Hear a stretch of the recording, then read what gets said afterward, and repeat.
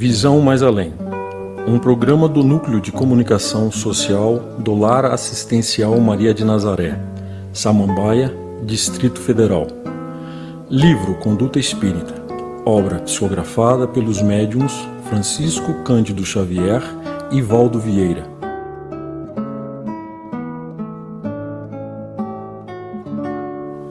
Capítulo 1. Da Mulher.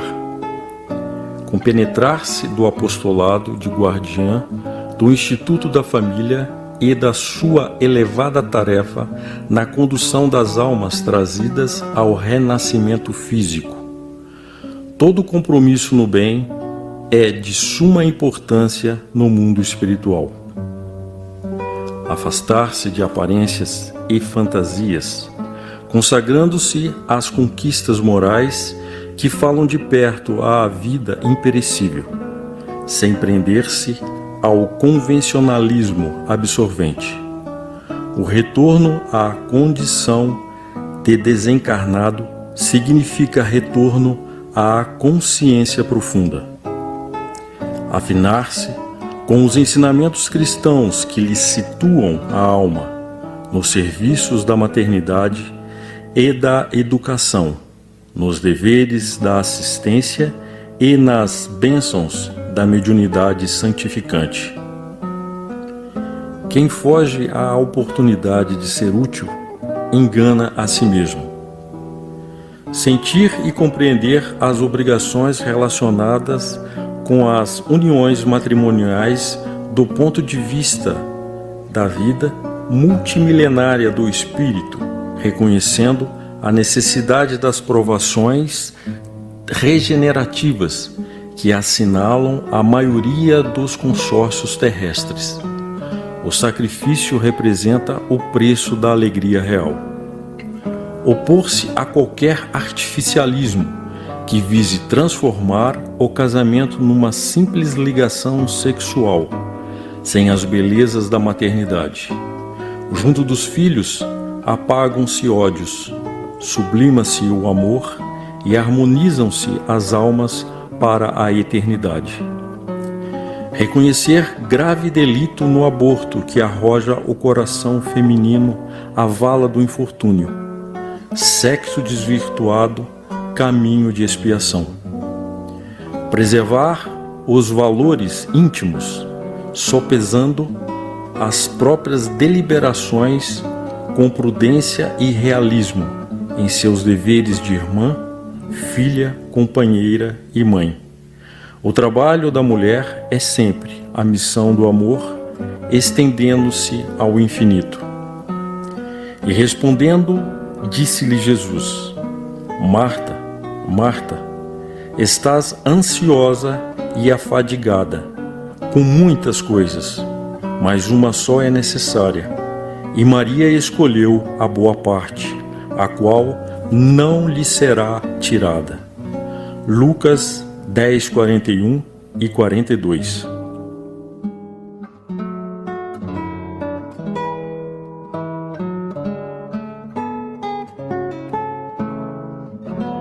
Esse programa que a gente apresentou aí agora é o Visão Mais Além. É uma produção do Lar Assistencial Maria de Nazaré, do Núcleo de Comunicação Social. E a ideia desse material é dar acessibilidade a quem tem dificuldade com a leitura, seja por deficiência visual ou por não saber ler. Nós temos alguns capítulos já gravados do livro Conduta Espírita. Bem, vamos orar?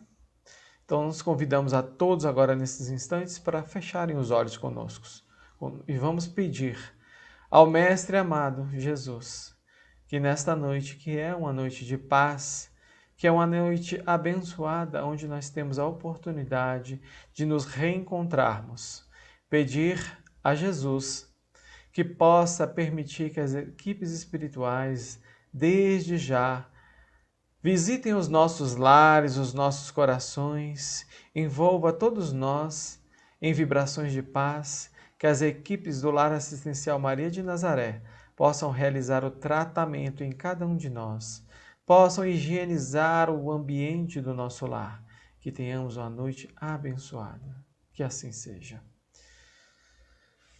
Bem, gente, então eu vou chamar o nosso amigo. Hoje nós temos um grande palestrante. Vocês vão entender por quê. Ele tem quase 2 metros de altura, não é? E além disso, é o nosso querido amigão aí, já conhecido de todos nós, que certamente trará palavras de acalento do capítulo 11 para nós nessa noite. Boa noite, meu amigo Wilson. Boa noite, Alex. Boa noite, queridos irmãos do Lamana. Fazendo uma pequena correção aí nesse grande, né, Alex? Se fosse Dona Hilda aí no seu lugar falando, minha amada mãe, ela diria que é só tamanho e ser vergonhice. Mas Vamos ver. Isso eram tempos anteriores à doutrina espírita. Agora, com a doutrina espírita, já houve um processo de mudança, de reforma. Mas tem só muito conteúdo já também. Tem muito conteúdo. Mas só complementando o que você falava sobre os nossos reencontros presenciais, para aquele que ama, e é justamente sobre isso que nós vamos falar hoje no capítulo 11, né? Amar ao próximo como a si mesmo, a fé e a caridade. Quem ama, não existe distância, né? A pessoa está sempre perto dentro do nosso coração. Então que a gente não desista nunca do amor, não desista de amar, né? Não se entregue às vicissitudes da vida no nosso dia a dia, porque um dia tudo isso vai passar e, como você disse, em breve nós estaremos aí novamente juntos, com certeza, torcendo aí pela vacinação de toda a humanidade. Wilson, antes de você começar, eu estou lendo aqui umas mensagens, me chamou muita atenção aqui a mensagem da Adriana. Ela está pedindo prece aqui para Juliana da Silva, que tirou sua vida ontem lá na Rua 12 de Vicente Pires. Então, meus amigos, façamos aí as nossas orações em favor, né, da Juliana da Silva, que ela possa ser acolhida e protegida aí nesse momento de transição. E também por toda a família. Meu amigo Wilson, Deus ampare aí sua palestra. Daqui a pouco a gente se reencontra aqui. Boa palestra. Ok, Alex. Obrigado. Novamente, né, é uma alegria muito grande estar novamente aqui realizando essa palestra com vocês aqui no Lamana, porque ela engrandece não só a todos que escutam as palavras do Evangelho, mas elas nos engrandecem pelo processo de transformação que todos nós passamos quando estudamos o Evangelho. Não há inverno nas nossas vidas para quem ama os nossos irmãos. O próprio amor que irradia desses nossos corações aquecem, né, esses nossos irmãos nesse inverno. Então a gente deve amar sempre, a gente deve ensinar sempre e principalmente servir sempre. Então é assim que nós vamos iniciar hoje o estudo do capítulo 11, amar o próximo como a si mesmo. Esse capítulo tem uma importância muito grande, principalmente no item que eu escolhi, que é a fé e a caridade. Mas ele é composto pelo mandamento maior, né, fazermos aos outros o que queremos que os outros nos façam, parábola dos credores e dos devedores, dai a César o que é de César, e aí nós temos as instruções dos espíritos, a lei de amor, o egoísmo, a fé e a caridade que nós vamos abordar hoje, caridade para com os criminosos, e deve-se expor a vida por um malfeitor. Mas antes nós vamos entender um pouquinho a construção do Evangelho, porque entendendo a construção do Evangelho como ele foi idealizado pelos espíritos superiores e Allan Kardec, a gente vai observar justamente aonde nós nos encontramos nesse capítulo 11. Lembrando que nós temos no Evangelho um prefácio, né, onde os tempos são chegados, né, oriundos as modificações que nós vamos passar com o advento da doutrina espírita, a introdução do Evangelho, o que queremos, de onde viemos. São questionamentos que são nos colocados na introdução do Evangelho para já nos direcionarmos, né? E aí, sim, nós iniciamos os capítulos do 1 ao 4, são as premissas, né? As verdades fundamentais. E aí, dentro dessas premissas fundamentais, entender a moral do Cristo, contidas aí nesse item do capítulo de 1 ao 4. O quinto capítulo, bem-aventurados os aflitos, ou seja, essa atual condição que nós nos encontramos.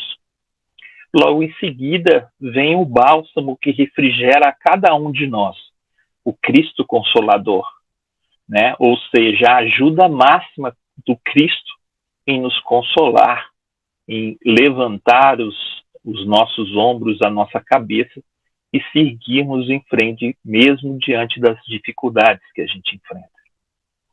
Do capítulo 7 ao 10, é um ideal a ser atingido por todos nós.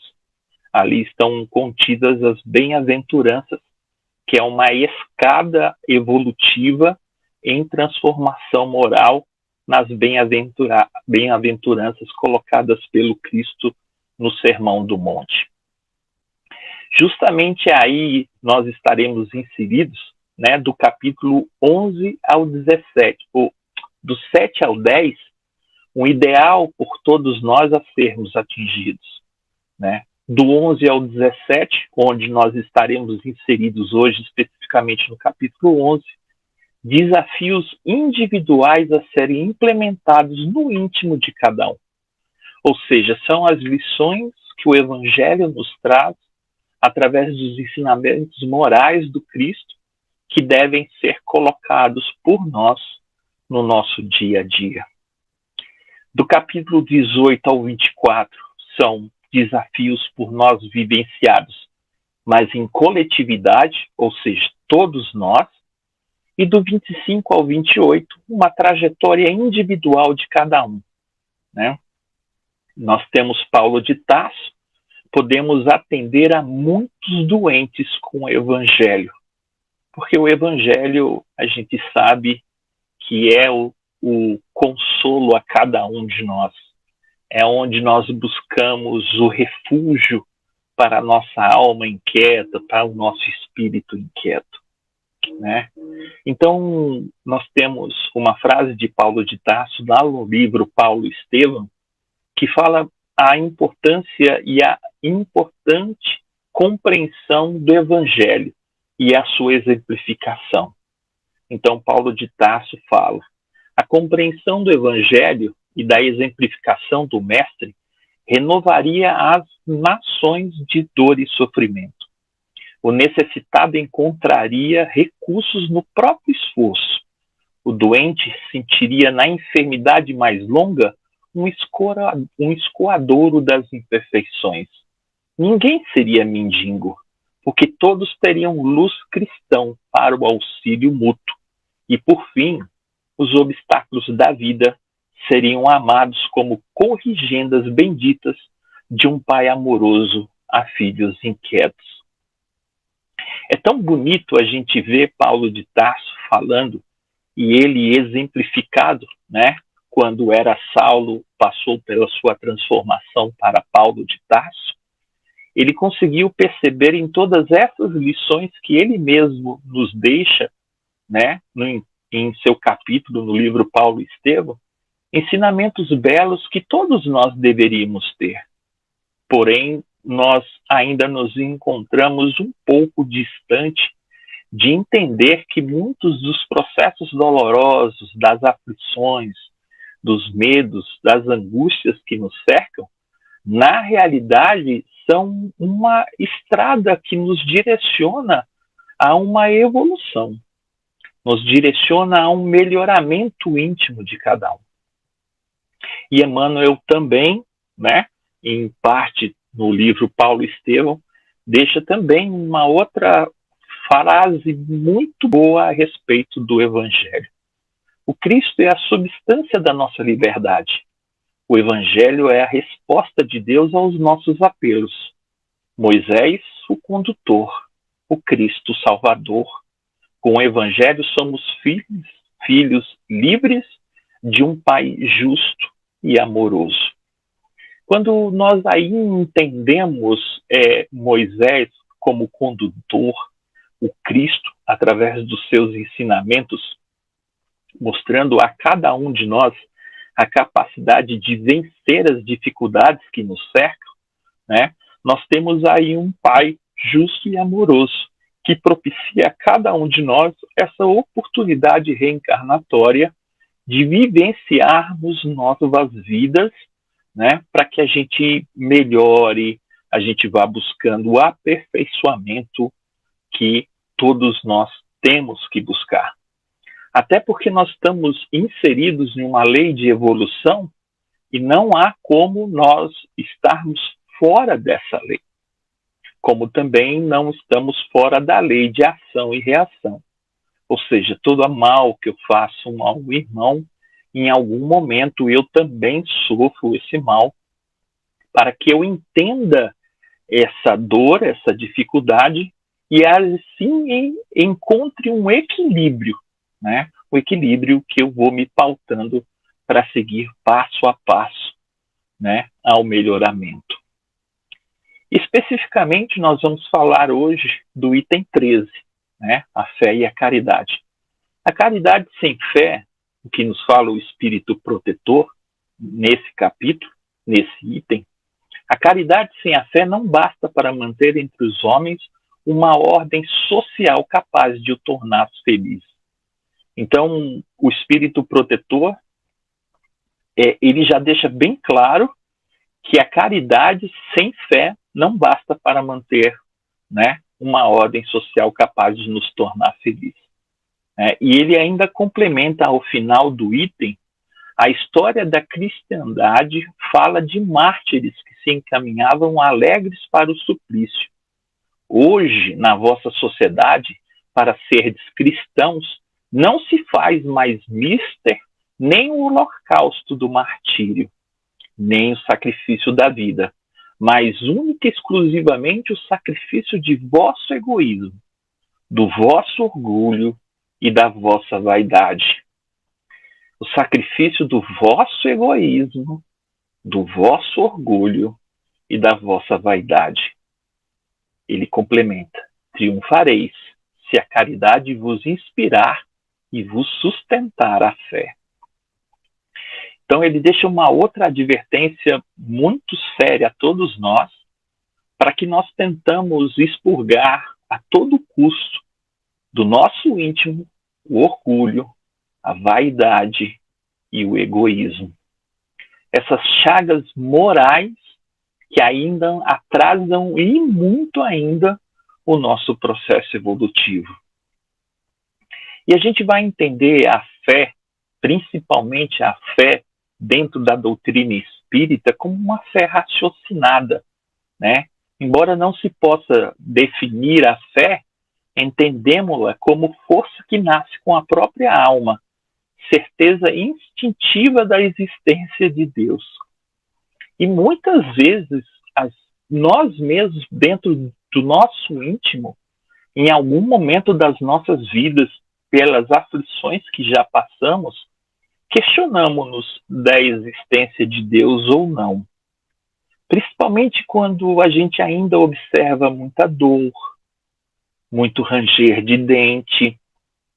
Quando nós analisamos a atual situação que nós vivenciamos no Brasil e no globo terrestre, dessas milhares de mortes ocasionadas por um vírus, pelo coronavírus, nós precisamos entender e compreender que não são no Brasil apenas 200 mil pessoas.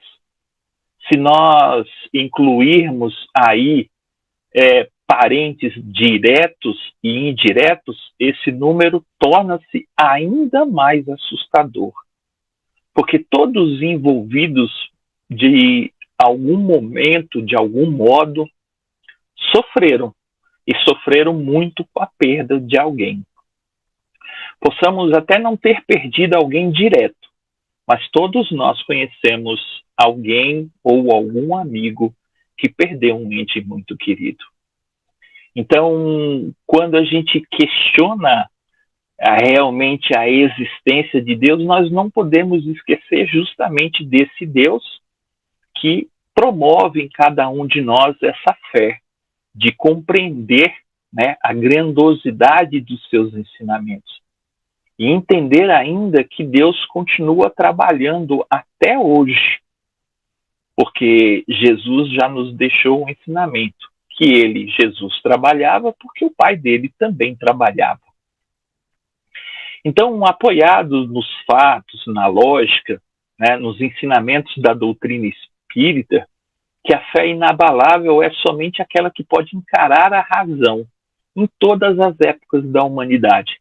Por isso nos recomenda: amai-vos e instruí-vos.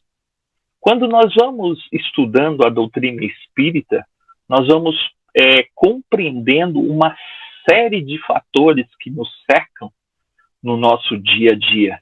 Como eu disse anteriormente, os nossos medos, as nossas angústias, as nossas dificuldades.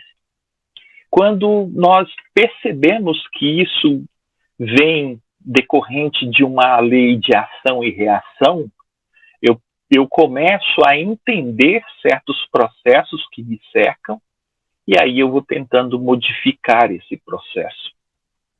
Então, dentro de um próprio exemplo, a gente pode ver algumas pessoas com dificuldade em suas famílias, que compreendendo os processos reencarnatórios de vidas mal vividas numa época passada, hoje esses mesmos membros familiares se encontram dentro de uma instituição familiar, sobre o mesmo teto, né, buscando realizar os seus acertos. Essa compreensão é que justamente nos dá essa fé raciocinada, nos dá a razão de continuarmos, né, persistindo em amar e principalmente se instruir para compreender todos os processos que nos cercam. Mostra-se a fé no cristal fraturado que se recompõe. Revela-se na árvore podada que se refaz, tanto quanto o homem alimentado se confia na nutrição do seu próprio organismo.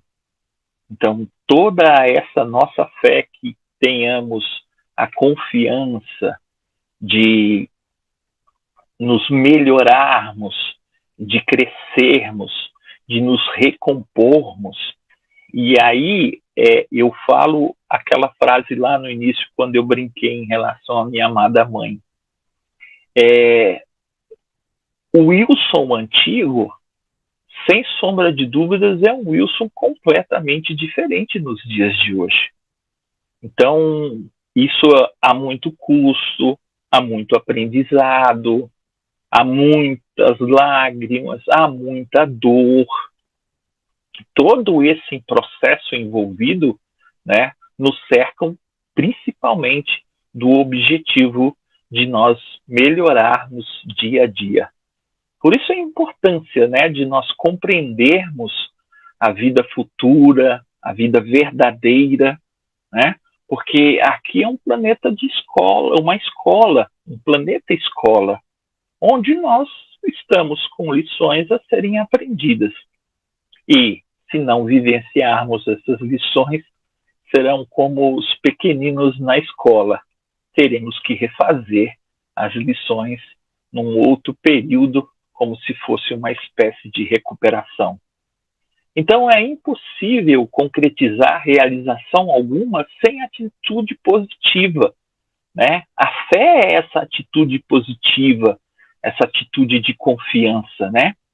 Confiando primeiramente em Deus, esse Pai amoroso, bondoso, que assiste a todos nós dentro das nossas fragilidades e também dentro daquilo que nós temos de bom, de melhor, o qual ele também exemplifica aí o nosso exercício de podermos auxiliar aqueles que estão sempre à nossa cerca. Então, entregando-nos ao estudo, ao trabalho, à prática do bem, venceremos as próprias dificuldades e superamos os obstáculos do caminho sem desfalecimentos. Porque nós precisamos deixar um pouquinho para trás aquela história do patinho feio. Eu sou assim, eu nasci assim. E nós temos belíssimas histórias de superação na vida que mostram justamente que saímos de um ostracismo, né, e vamos em busca dos nossos objetivos. Nós trabalhamos intimamente justamente com a atitude positiva e na confiança dessa fé raciocinada que nós podemos transpor todas as barreiras que nos cercam. A gente está cansado de ver muitas vezes em alguns desastres ambientais famílias que perdem tudo aquilo que elas construíram durante uma vida. Mas elas não perdem muitas vezes a vida. Elas recomeçam novamente a sua história de vida, a sua jornada. E muitas vezes quando nós vamos observá-las num tempo futuro, nós vimos que elas foram capazes de reconstruir tudo aquilo que elas haviam perdido. Nós somos dotados dessa força íntima que Deus deposita em cada um dentro desse processo de fé, essa fé raciocinada de buscarmos transpor todas as dificuldades. Dentro desse processo de fé e de caridade, a gente tem a caridade como só verdadeira e capaz de promover a evolução do espírito. Quando praticada com abnegação, praticada com um constante sacrifício que todos nós temos, liberta de todo o interesse egoístico que nós temos, mas para isso ela tem que ser inspirada e sustentada pela fé que nós acabamos de falar, né? A fé é justamente essa mola propulsora que nos move para a caridade. O amor se identifica com a caridade. Caridade significa todo gesto que fazemos para valorizar nosso semelhante. E aí eu convido a todos a praticarem a caridade. E a caridade praticada não é só aquela, muitas vezes, da entrega do bem material, do auxílio, da cesta básica, de recursos financeiros. A caridade, muitas vezes, é apenas no silêncio de escutar o desabafo de um irmão sofrido, um irmão dolorido, que encontra no seu ombro um ombro amigo para desabafar. Então, o exercício da caridade, ela pode ser praticada de diversas formas. No posto de assistência Maria Dolores, como também do Emmanuel, nós, trabalhadores, já convivemos e observamos muitas vezes que a caridade não é só aquela praticada na doação de bens materiais. A caridade praticada muitas vezes é nessa de compreensão do nosso irmão, do nosso semelhante, né? Assim, então, caridade é exemplificar o amor ao nosso próximo, né? Exemplificar a atenção àquele que está próximo a nós. O amor deve se manifestar em todas as nossas atitudes. Com isso, damos um grande passo ao nosso progresso moral, né? Pois praticamos aí a tão sonhada reforma íntima que almejamos. Então, ir praticar a caridade, muitas vezes, me coloca num ponto-chave de observação. Como assim esse ponto-chave de observação? Porque muitas vezes, nessa síndrome de patinho feio que eu exemplifiquei, que eu sou assim, a vida é assim, tudo dá errado, eu não consigo fazer nada, a gente vai observar que tem alguns irmãos que estão numa situação social muito mais grave do que a nossa. E muitas vezes eles chegam ao posto de atendimento, ao posto de assistência, sorrindo, felizes. E muitas vezes nós, com uma condição, inclusive, material melhor do que a deles, às vezes nos entristecemos, ficamos cabisbaixos com algumas dificuldades que passamos. Então a gente vai fazendo alguns questionamentos, né, sobre a fé e a caridade. Por que a fé é importante para manter entre os homens uma ordem social capaz de torná-los felizes? Porque a fé nos conduz à caridade, desenvolvendo em nós um espírito de solidariedade, eliminando as divergências que tanto separam as criaturas. Eu lembro, muitos anos atrás, quando fui fazer o primeiro Papai Noel lá no posto, Maria Dolores. Eu tão certo que eu iria ali contribuir e doar, e depois, trocando de roupa, voltando a ser o Wilson depois do Papai Noel, eu pude observar que os presentes que eu ali entreguei não tinham nenhuma forma do que eu mais recebi. Então, a doação dos presentes foi infinitamente menor do que aquilo que eu mesmo recebi. Pela atenção das crianças, das mães, dos pais, dos colegas de posto de assistência. E a gente vai observando essa condução à caridade, né, desenvolvendo justamente o que nós falamos dessa solidariedade comum aos nossos irmãos de diferentes condições sociais. E aí a gente precisa entender uma coisa muito importante, que quando você faz essa atitude de solidariedade com o outro, você exercita um amor próprio. E é importante que a gente exercite esse amor próprio, porque Jesus mesmo, nesse capítulo, ele fala, amar ao próximo como a si mesmo. Então, nós temos que nos amar. E aí me lembra muito todos aqueles que tiveram já a oportunidade de fazer um voo de avião, logo quando a aeromoça ou o chefe de cabine dá as primeiras instruções, ele sempre fala, em caso de despressurização da aeronave, automaticamente cairão máscaras do teto do avião. Coloque primeiramente a máscara em você e aí sim auxilie o seu próximo. Porque não há condição de eu auxiliar o próximo eu não sendo eu mesmo auxiliado. Então, como é que eu vou ajudar uma outra pessoa estando eu mesmo em dificuldade? Então, é necessário que eu esteja equilibrado, que eu vou buscando a fé, vou buscando a caridade, para aí sim, dentro desse processo de solidariedade, eu estar firme, coeso, que o meu sim seja sim, que o meu não seja não, a fim de ajudar o nosso irmão. Essa fé constitui motriz que impulsiona a caridade, em cujo trabalho o espírito se engrandece e alcança plenitude de felicidade. Uma outra coisa muito importante quando a gente pratica a caridade, a gente pratica a solidariedade, a benevolência com os nossos irmãos, são os ganhos espirituais que nós temos.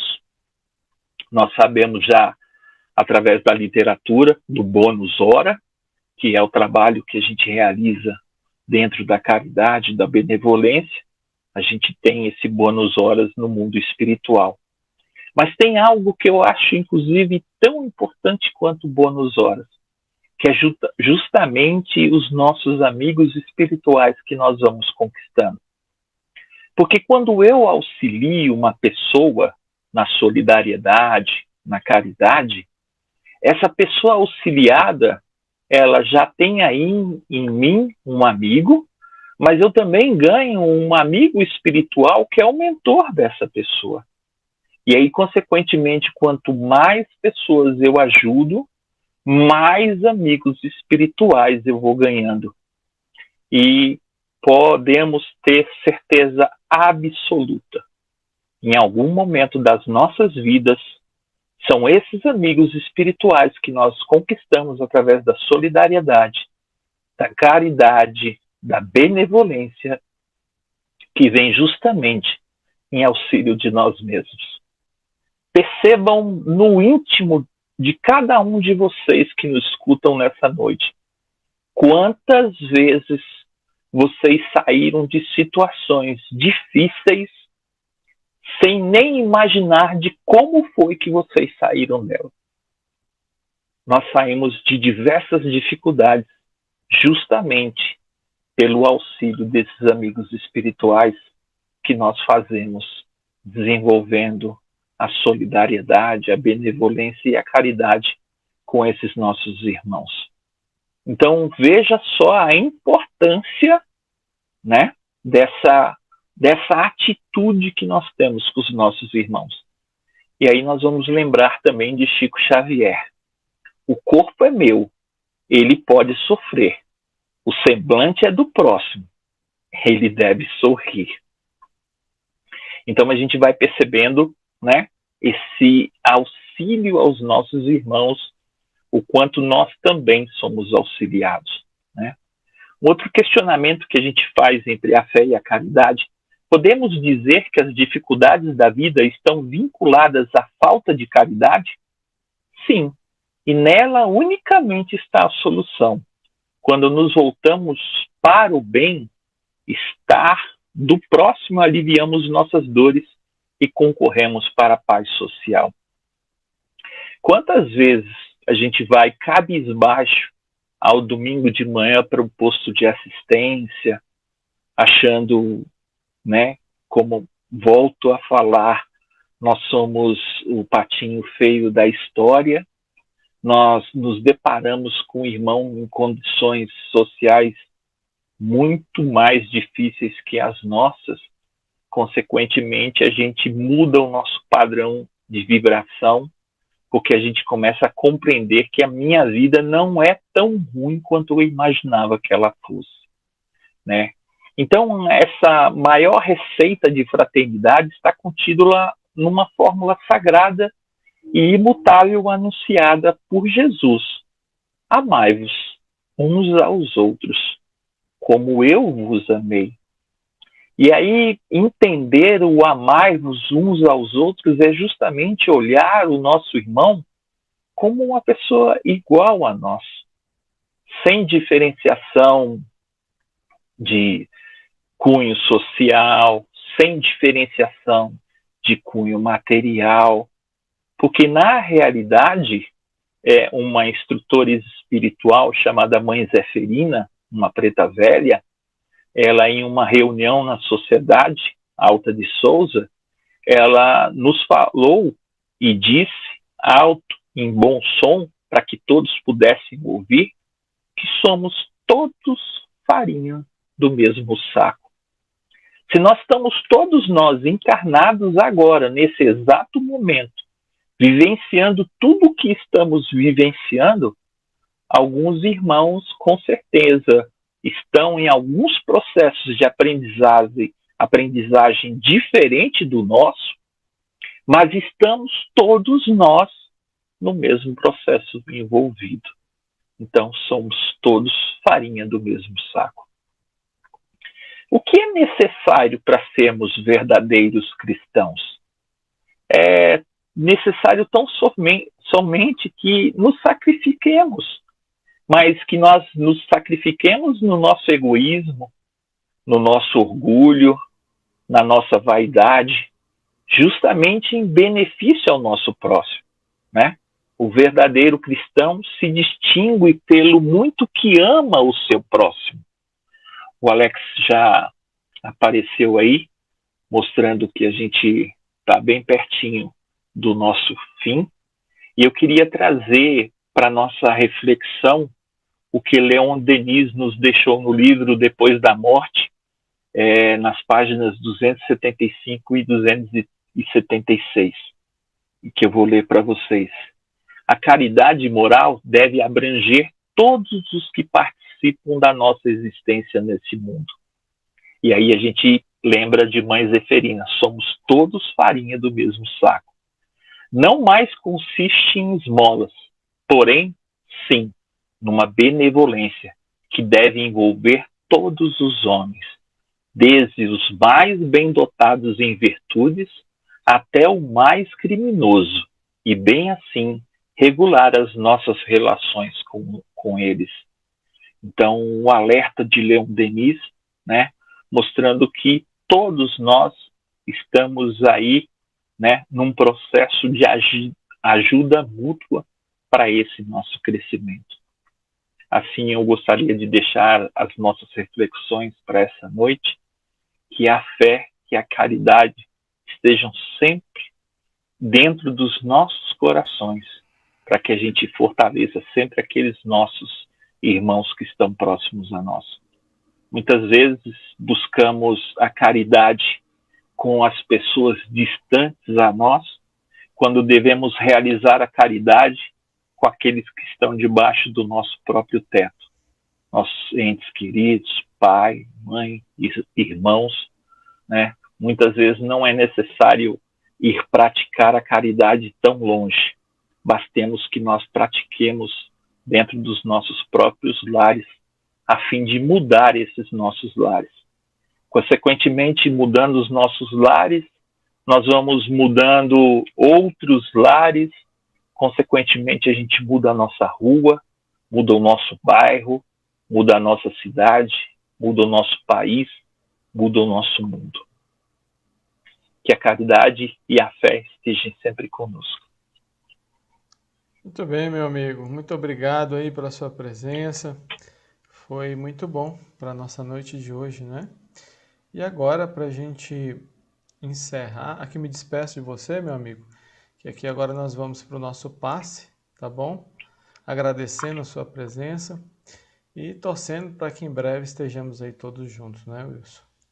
Com certeza. A vacina está chegando. Tá aí. Já esteve, como diz Mariane, já esteve muito mais longe, né? Muito agora mais já longe, está bem mais perto. Tá pertinho, tá pertinho. Então, Deixar um abraço querido a todos. Eu que agradeço, um beijo grande em todos os meus irmãos aí que estavam presentes conosco. Tá certo, depois você vê os comentários aí que são muitos. Grande abraço. Um abraço, Alex. Bem, meus amigos, então, a água já deve estar preparada aí, não é? Vamos passar para o nosso passe e fluidificação da água. É o momento em que a gente tem que realmente confiar, entrar em conexão com a espiritualidade, a fim de receber aquilo que nós necessitamos, a nossa paz interior. Então vamos lá, nos preparemos aí para o nosso passe.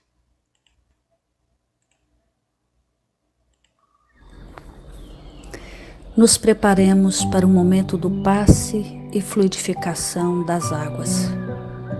Coloque um recipiente com água limpa para ser fluidificada. Irmãos, não importa aonde você está, quais as dificuldades que está enfrentando, Jesus está sempre pronto para vir em nosso socorro.